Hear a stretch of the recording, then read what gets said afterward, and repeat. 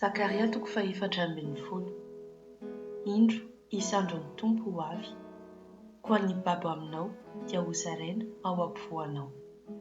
Ary angoniko ny jentilesa rehetra mela ao Jerosalema, dia ho azony ny tanàna, ka ho robaina ny tranony ary isan'olana ny vehivavy. Ny antsasaky ny tanàna dia ho lasako babo, fa ny vahoaka sisa dia tsy ho fongorana amin'ny tanàna. Dia ho avy ny Tompo ka hiady amin'ireny jentilesa ireny, tahaka ny fameliny amin'ny andro ny ady.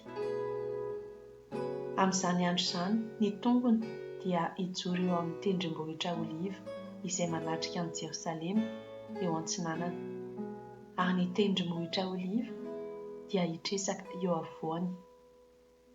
Hiantsinanana sy hiakandrefana ka hisy lohasaha lehibe.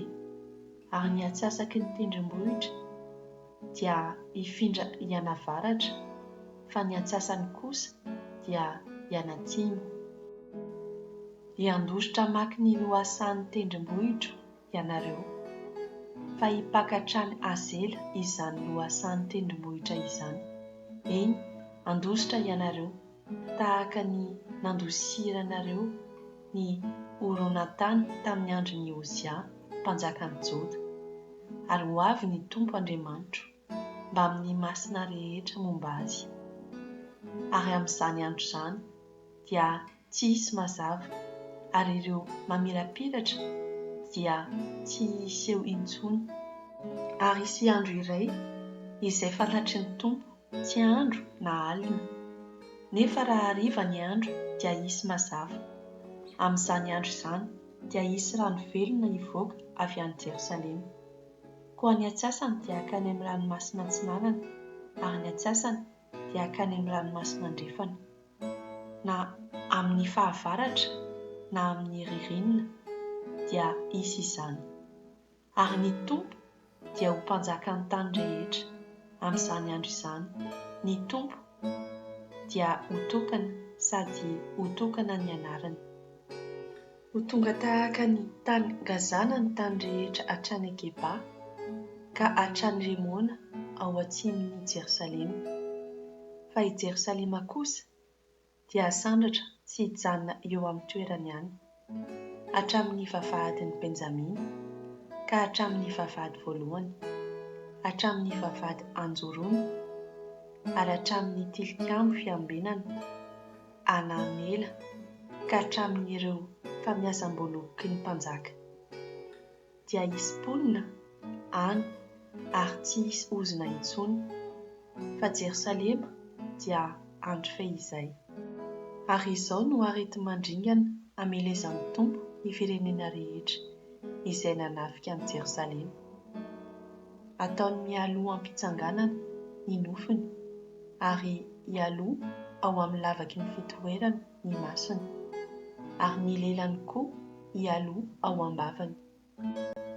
Amin'izany andro izany ny Tompo dia ahatonga fifanarintahana lehibe eo aminy, ary hifampiazona izy sady samy hanainga tanàna hifamely. Ary ny Joda koa dia hiady any Jerosalema, ary ho voriana ny harenan'ny firenena manodidina rehetra. Dia volamena sy volafotsy ary fitafiana betsaka. Ary ny arety mandringana dia hamely koa ny soavaly, ny apondra, ny rameva, ary ny borika mba amin'ny biby fiompy rehetra izay ao amin'ireny toby ireny. Izany arety mandringana izany dia ho tahaka ilay iray koa. Ary ny sisa rehetra amin'ny jentilesa rehetra izay niakatra namela an'i Jerosalema dia hiakatra isan-taona hiankohoka eo anatrehan'ny mpanjaka dia Andriamanitra, tompon'izao rehetra izao, ka hitandrina ny andro firavoravoana fitoerana amin'ny trano rantsan-kazo. Ary na iza amin'ny firenena samihafa amin'ny tany no tsy hiakatra ho an'i Jerosalema hiankohoka eo anatrehan'ny mpanjaka dia Andriamanitra, tompon'izao rehetra izao, dia tsy hisy ranorana mirotsaka aminy. Ary raha ny firenena Egipta no tsy mba miakatra ka tsy tonga dia tsy hisy ranonorana hirotsaka aminy koa, sady ho tonga aminy ny arety mandringana izay hamelezan'ny tompo ny firenena, tsy miakatra hitandrina ny andro firavoravoana amin'ny trano ratsan-kazo. Izany no fampijaliana any Egipta sy fampijaliana ny firenena rehetra izay tsy miakatra hitandrina ny andro firavoravoana fitoerana an-trano ratsan-kazo.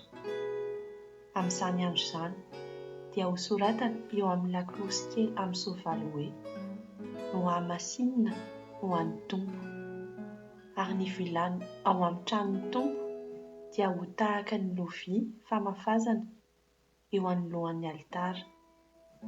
Eny, ny vilany rehetra any Jerosalema sy Joda dia ho amasinina ho an'Andriamanitra, tompon'izao rehetra izao, ary izay rehetra mamono zavatra atao fanatitra dia ho avy haka amin'ireny ka hahandro izany.